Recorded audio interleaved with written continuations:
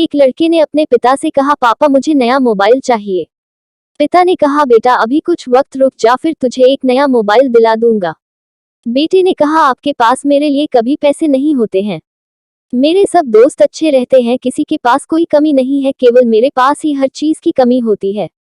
जब आप मेरी जरूरत पूरी कर ही नहीं सकते, क्या मतलब इस घर में रुकने का? मैं घर छोड़कर जा रहा हूँ। बेटा रुक जा, मेरी बात तो सुन, हम तुझे मोबाइल दिला देंगे। माता और पिता ने बेटे को रोकने और समझाने की काफी कोशिश की, लेकिन वो नहीं रुका। गुस्से में उसने बैग पैक किया और घर से निकाल पड़ा। घर से निकलते वक्त गलती से उसने अपने पिता की डायरी अपने बैग में डाल ली। पिता की आदत थी कि वह हमेशा डायरी लिखा करते थे और उनकी डायरी को छूने की परमिशन किसी को भी नहीं थी। लड़का घर से काफी दूर आ गया और थक कर बैठ गया।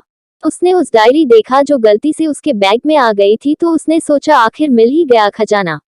आज पता चल जाएगा कि मेरे पिताजी ने कहां कहां दौलत छुपा रखी है और उन्हें किन किन लोगों से पैसे लेने हैं, और सारा का सारा लेखा जोखा आज मुझे मिल जाएगा। उसको लगा इस डायरी में पिताजी की सारी लेन देन का हिसाब होगा। जैसे ही लड़के ने उस डायरी को पढ़ना शुरू किया, उसकी आंखों से आंसू बहने लगे। डायरी की शुरुआती पन्नों में बेटे को जो बाइक दिलाई थी उसका हिसाब लिखा था, जिसकी ईएमआई पिताजी अभी तक चुका रहे थे। दूसरे पन्नों में उसके कॉलेज की फीस और एडमिशन का कर्ज लिखा था कि इन लोगों को इतने पैसे वापस देने हैं। और सबसे आखिरी पन्ने पर लिखा था कि बेटे को अब मोबाइल दिलाना है। उसके लिए मुझे कौन कौन उधार दे सकता है, उन सभी लोगों के नाम लिखे हुए थे।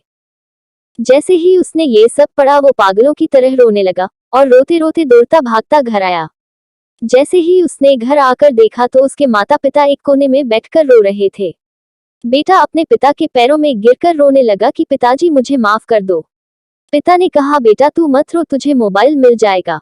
बेटे ने कहा, पिताजी मुझे आपसे कुछ नहीं चाहिए, मुझे पता चल चुका है आप इस डायरी में हम लोगों से क्या छुपाते थे। मैं अब आपको कोई कम नहीं करने दूंगा, मैं मेहनत करके सब कुछ ठीक करूंगा। ये सुनकर पिताजी ने बेटे को गले से लगा लिया।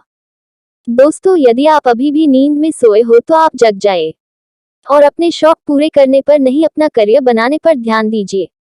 क्योंकि अगर आप अपने माँ बाप के रहते कुछ नहीं कर पाए, तो बाद में आप सोने का महल भी बना लोगे ना, तो भी आपको उसमें नींद नहीं आएगी। दोस्तों, अगर कहानी अच्छी लगी तो इसे सभी के साथ शेयर कीजिए। अगर अभी तक लाइक नहीं किए हैं तो जरूर कीजिए और चैनल को सब्सक्राइब नहीं किया तो सब्सक्राइब जरूर कर ले। धन्यवाद।